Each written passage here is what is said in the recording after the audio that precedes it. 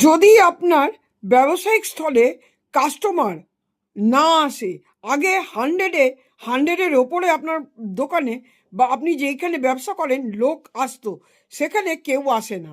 কিন্তু আস্তে আস্তে নামতে নামতে 90, 80, 70, 20% এসে আপনার ব্যবসা দাঁড়িয়েছে। সুতরাং লোক আসে না, লোক ফিরে চলে যায়।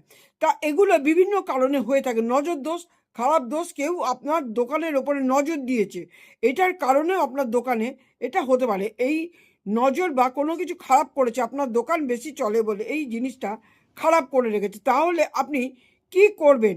3টে শনিবার শুধু এই কাজটা করবেন।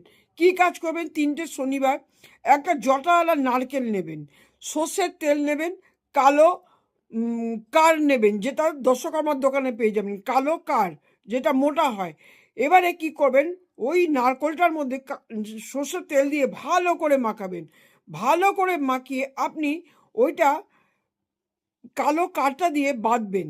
বাঁধার পরে আপনি ঘড়ির উল্টো দিকে আপনার মাথার মধ্যে ঘোরাবেন, উল্টো দিকে ঘোরাবেন, শুধু সাতবার ঘোরাবেন বা 9বার ঘোরাবেন, বেজোড় সংখ্যায় এটা ঘোরাবেন। ঘোরানোর পর কি করবেন?